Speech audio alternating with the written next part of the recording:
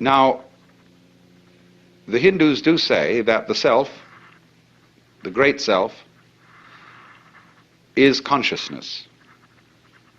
But of course that does not mean consciousness in the sense of our ordinary everyday consciousness. Ordinary everyday consciousness is indeed a form of this kind of consciousness, shall we say a manifestation of it. But then there's also consciousness which doesn't notice, but nevertheless is highly responsive. The way your heart beats, the way you breathe, the way you grow your hair, you're doing it, but you don't know how it's done.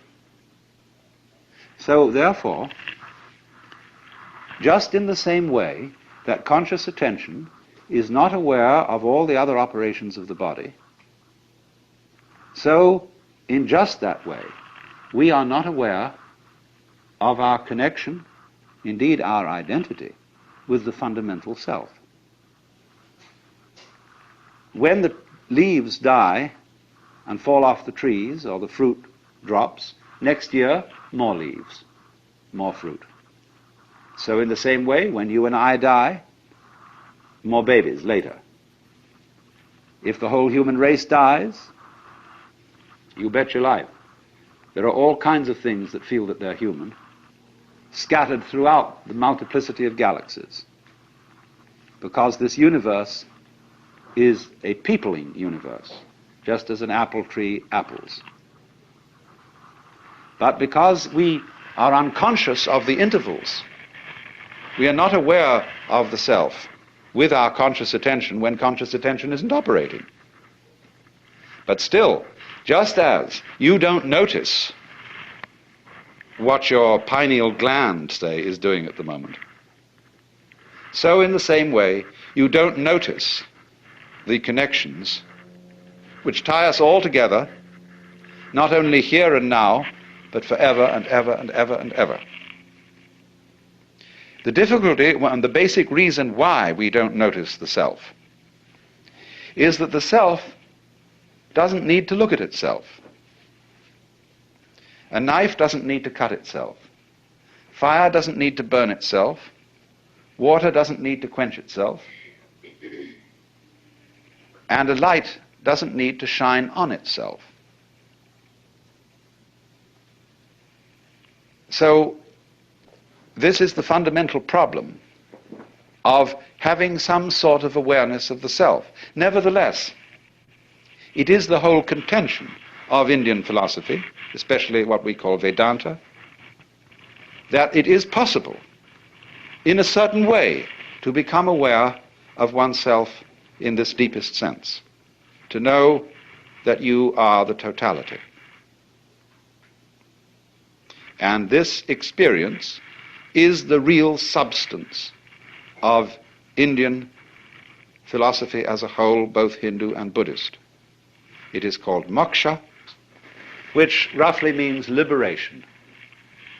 Liberation from the hallucination that you are just poor little me. To wake up from that kind of hypnosis and discover that you are simply something, your organism, your physical body, your conscious attention, which is your ego, that you are something being done by this vast, indescribable self, which is out of time, which has no beginning, no end, it neither continues nor discontinues. It's beyond all categorization whatsoever. And so the Upanishads say, all we can say of it positively is the negative. Neti, neti, it is not this, it is not that. Anything, therefore, you can formulate, imagine, picture, will not be the self. So when you are trying to know the self, you have to get rid of every idea in your head. It doesn't mean, as some people seem to think, that you have to get rid of every sense impression. It isn't as if you had to go into a catatonic state of total absorption. Of course, that can be done. But the full moksha, the full liberation, is when you come back out of absorption and see this everyday world just as it looks now, but see as clearly can be that it is all the self. You can become aware of this tremendous interconnectedness of everything. And that is what somebody who is moksha, who is liberated, sees. He sees, shall we say, that everything goes together. And that is, in a way, what we mean by relativity. Because relativity means relatedness. Just as fronts go with backs and tops with bottoms, insides with outsides, solids with spaces, so everything that there is goes together. And it makes no difference whether it lasts a long time or whether it lasts a short time. A galaxy goes together with all the universe just as much as a mosquito, which has a very short life. From the standpoint of the self, time is completely relative. You can have, if you scale it down, as much time between two of those very rapid drum beats as you can in eons and eons and eons. It's all a question of point of view, or, to use a scientific expression, level of magnification. Change your magnification and you see molecules. And we know by other methods of observation that it can get smaller and smaller and smaller, and that the spaces between these minute units are so vast that they're comparable to the distances between the sun and the planets in scale. So also with time. So in this sense, there could be vast, vast universes full of empires and battleships and palaces and brothels and restaurants and orchestras in the tip of your fingernail. And on the other hand, we could be all going on in the tip of somebody else's fingernail.